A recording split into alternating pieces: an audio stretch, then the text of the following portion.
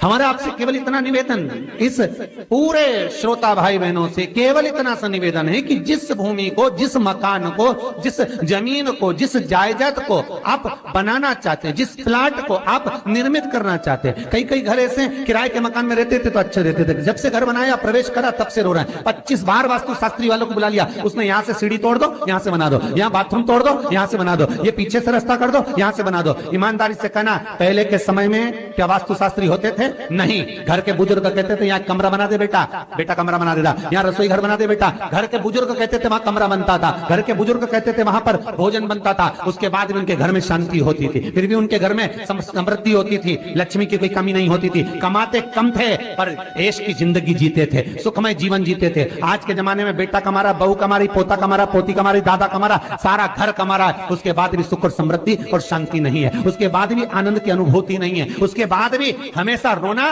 केवल सुख का होता है। जरा सा घर में 4 लोग रह रहे हैं पर चारों के मुंह भगोने जैसे रहते हैं, एक तपेले जैसा मुंह, एक भगोने जैसा मुंह, एक थाली जैसा मुंह, एक बल्टोई जैसा मुंह, सब कोई बोलने को तैयार नहीं, क्योंकि जब जब बोले तो बर्तन की आवाज आए तो बोलेगी। एक माँ बैठी टीवी के सामने, एक माँ बैठी, एक सोफे पे बैठा, बोले ही नहीं आपस में।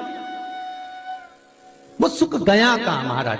कई लोगों के मैसेज आते हैं, गुरुजी हम बड़े दुखी हैं, कारण क्या है? बस कारण इतना सा है कि आपने जब मकान का निर्माण कराया, वास्तु शास्त्री को बुलाया, इंजीनियर को बुलाया, सब ठेकेदार को बुलाया, सबको बुलाकर मकान, प्लाट, जमीन, जायदाद सब दिखवाया, पर आपने उस भूमि पर पद्म पुराण कहती है, धेनु मानस कहती है, स्कंद पुराण कहती है कि उस प्लाट पर आपने 3 दिन तक एक गौ माता को नहीं बांधा। 3 दिन तक एक गाय को उस प्लाट पर बांधकर चारा खिलाते, ना वास्तु शास्त्री को बुलाने की जरूरत पड़ती, ना कभी समृद्धि की, ना सुख की जरूरत पड़ती, क्योंकि गाय उस जगह से सारी इंद्रियों को आनंदित देकर सुख प्रदान कर देती है। उस जगह के सारी रोग, बीमारी, कष्ट, तकलीफ, दुख को गौ माता खींच ले। गौ माता जैसी जगत में कोई नहीं हो सकता। हाथ में घड़ी नहीं बांधती गौ माता, पर 4 बजे आपके यहाँ रोटी मिलती है तो 4 बजे खड़ी मिल जाती है। 3 बजे भोजन मिलता है तो 3 बजे आपके दरवाजे पे मिल जाती है। 1:30 बजे भोजन दोगे तो 1:30 बजे ही मिलेगी। 1:20 पे दोगे तो 1:20 पे ही मिलेगी। कोई घड़ी नहीं बांधती, फिर भी समय पर आ जाती है। क्यों? क्योंकि भगवान ने उसको ऐसा बनाया है, 33 कोटि देवताओं ने उसमें ऐसा विराजमान कर दिया है कि जगत का वो कल्याण कर सकती है। उसका एक एक अंश जीव का कल्याण करने वाला है, एक एक अंश जगत का उद्धार करने वाला है। पर हम ये आज के युग में हम उसको भूल गए। आज के युग में हम ये सोचते हैं कि हम वास्तु शास्त्री को बुला लें, वो ये बता दे, हमने ये फ्लैट बनाया, हमने ये मकान बनाया, इसकी छत कैसी, इसका कमरा कैसा, वो बता देगा, सब कुछ बता देगा। उसके बाद भी लोगों के यहाँ सुख नहीं, उसके बाद भी शांति नहीं। फिर चलो तो चलो किसी बाबा जोगी क्या पहुंच गए जो ऐसा घूम घूम के बताता, और उसके यहाँ जाकर पूछ लिया, बताओ बाबा जी हमारे घर में शांति नहीं, तो बाबा जी एक ही बात बोले, तेरे ही घर का है जिसने कुछ कर दिया। अब इसको याद आया 15 दिन पहले मेरी जेठानी से लड़ाई हुई, उसी ने कुछ करा। अब बताओ बाबा जी ने आपस में ऐसा बीज बो दिया कि घर और जुड़ा हुआ था तो टूट गए। कोई बाबा जोगी सन्यासी तपस्वी साधक उपासक कभी नहीं कहता कि घर का है। हमेशा याद रखो, संसार में किसी की सामर्थ्यता नहीं है कि कोई आपका बुरा कर दे, किसी की सामर्थ्यता नहीं। संसार में किसी की सामर्थ्यता नहीं कि आपका बुरा कर दे, बस आपका बुरा आपका किया हुआ कर्म करता, कोई दूसरा नहीं कर सकता। एक नींबू गिर गया दरवाजे पे तो 14 दिन तक नींद नहीं आई। सीसीटीवी कैमरे में देखो कौन पटक के गया, मेरे को तो 3 दिन से शंका हो रही पड़ोसन। अब बताओ, जब कैमरे में देख लिया तब मालूम पड़ा बेचारा साइकिल वाला सब्जी लेके जा रहा था उसके घर पे और नींबू पॉलीथीन से टपक गया। तब सुकून मिला कि ये नींबू, तब सोई आराम से कि पड़ोसन ने कुछ नहीं किया। ना जाने किसने क्या विद्या कर दी, ना जाने कौन ने कौन सा टोना मार दिया।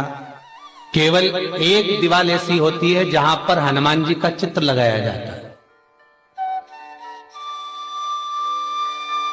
चाहे तुम पर्वत उठाने वाला चित्र लगाओ हनुमान जी का, चाहे बैठे हुए लगाओ, चाहे रामायण पढ़ने वाला लगाओ, चाहे लंका दहन करने वाला लगाओ, चाहे राम नाम जपने वाला लगाओ, चाहे लक्ष्मण को संजीवनी देने वाला लगाओ, चाहे मौन मुद्रा में लगा दो, चाहे स्तुति में लगा दो, चाहे भजन में लगा दो, हनुमान जी का कोई भी चित्र लगता है तो ना पूरब में लगेगा, ना पश्चिम में लगेगा, ना दक्षिण में लगेगा। हनुमान जी का अगर चित्र लगता है तो उत्तर की दीवार में दक्षिण को देखते हुए लगता है, केवल एक ही स्थान।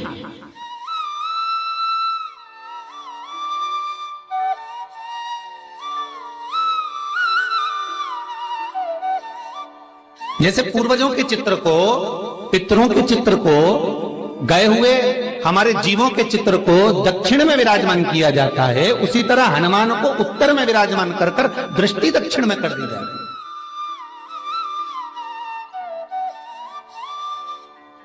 घर में हनुमान जी के जितने फोटो होते हैं उसको केवल दक्षिण दिशा में लगा और उत्तर दिशा में लगा बिठा देते हैं, और दक्षिण की ओर उनकी दृष्टि होना चाहिए, दक्षिण की ओर उनका मुख होना चाहिए। क्यों? महाराज, अगर व्यक्ति के जीवन में कोई बीमारी आने वाली है, व्यक्ति के जीवन में कोई रोग आने वाला है, व्यक्ति के जीवन में अगर कोई कष्ट आने वाला है, व्यक्ति के जीवन में अगर कोई परेशानी आने वाली है, व्यक्ति के जीवन में कोई एक्सीडेंट का योग भी बनने वाला है, तो शास्त्र कहता है वो दिशा दक्षिण से ही बनता है।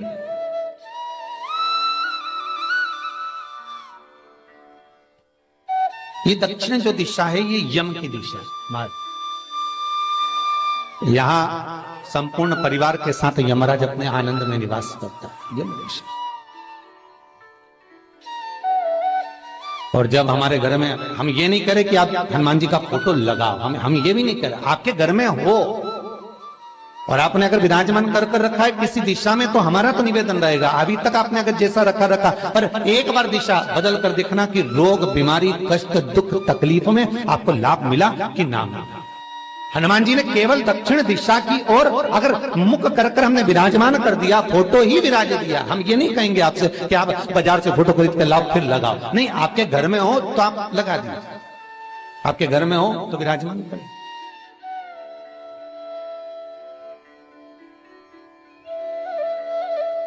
अच्छा, कितनी विपरीतता है वो भी आप जरा जानिएगा महाराज, कि शंकर भगवान के ऊपर जो जल चढ़ाया जाता है उसकी जलाधारी उत्तर में जाती है।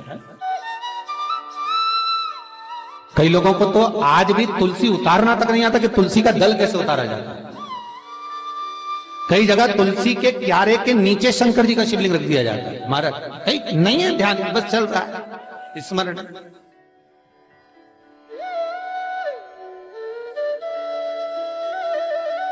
भगवान शिव का जो जल जा रहा है वो उत्तर की ओर जा रहा है, और हनुमान जी को उत्तर में विराजमान कर मुख दक्षिण की ओर कर दिया गया। क्यों? प्रबल दिशाओं में उत्तर और दक्षिण, महाराज ये जो दो दिशाएं, इनको साधने के लिए कोई देवता आगे नहीं आता। अगर इन दिशाओं को कोई साधने वाला है तो केवल एक देवाधिदेव महादेव ही हो सकता है। काल का हरण करने वाला वो महान काल ही हो सकता है। शंकर का ही एक अवतार है हनुमान जी महाराज, रुद्र अवतार महाराज। हनुमान जी से कहा तुम दक्षिण की ओर दिशा पर संभालिए, शिव जी कहते हैं मेरा जल जब उत्तर की ओर जाएगा तो इस दिशा को मैं संभालूं, चिंता ना करिए। किसी लड़का और लड़की का विवाह नहीं हो रहा। जानकारी अच्छी लगी तो प्लीज लाइक, 30 साल हो गए, 32 साल हो गए, 34 साल हो गए, लड़का लड़की का विवाह ही नहीं हो रहा। बहुत टेंशन है माता पिता। कोई मंगली है, कोई मांगलिक है, थोड़ा ढीले कम करो, प्लेन रखो। कोई मांगलिक है, कोई मंगल है, संबंध हो ही नहीं रहा। बहुत प्रयास कर रहे हैं, बहुत। 4 दिशा का स्मरण करिए, पूरब पश्चिम उत्तर दक्षिण का।